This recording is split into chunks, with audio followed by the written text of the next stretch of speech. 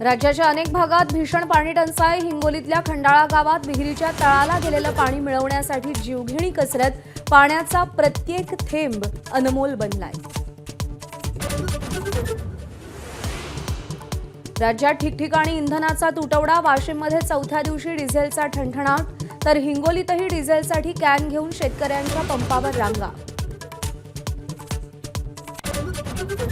कांद्याला हमीभाव मिळावा यासाठी लासलगावमध्ये शेतकऱ्यांचा एल्गार। रोहित पवार, भास्कर भगरेंच्या नेतृत्वात आंदोलन। उत्पादन खर्चही निघत नसल्यानं कांदा उत्पादक हतबल।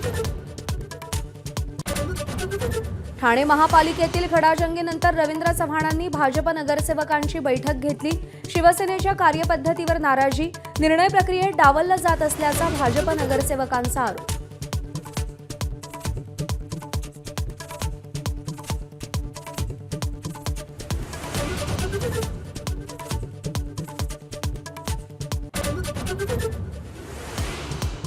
राष्ट्रवादीत सुनेत्रा पवारांच्या बदलत्या भूमिकांवरून पक्षात चर्चांना उधाण।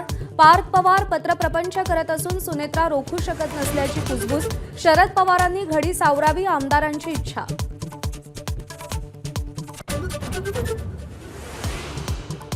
केरळमध्ये 10 वर्षांनंतर काँग्रेसची सत्ता स्थापन होणार। व्ही.डी. सतीशन आज 20 मंत्र्यांसोबत मुख्यमंत्रीपदाची शपथ घेणार। काँग्रेसचे 11 तर आययूएमएलचे 5 मंत्री शपथबद्ध होणार।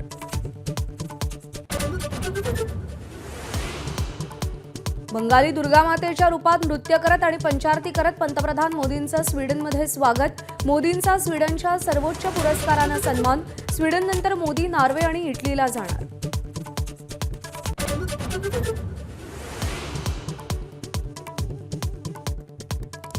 अमेरिका इराणमध्ये शांती करार झाला नाही तर वाईट परिणाम होतील। डोनाल्ड ट्रम्प यांची पुन्हा एकदा धमकी। इराणच्या ड्रोनवरील हल्ल्याचा एआय व्हिडिओ जारी।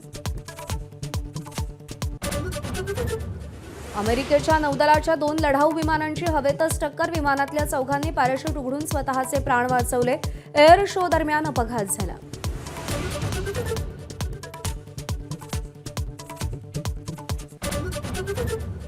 राजस्थानवर 5 गडी राखून विजय मिळवत दिल्लीनं वर्चस्व कायम ठेवलं।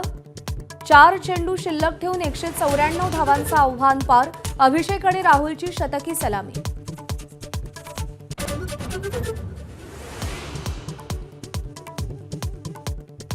सोलापूरचा महेंद्र गायकवाड 52व्या हिंदकेसरी स्पर्धेचा मानकरी ठरला। हाताच्या दुखापतीनंतर पृथ्वीराज मोहोळची सामन्यातून माघार, तर हरियाणाच्या काजल डोचकने महिला हिंदकेसरीचा खिताब पटकावला।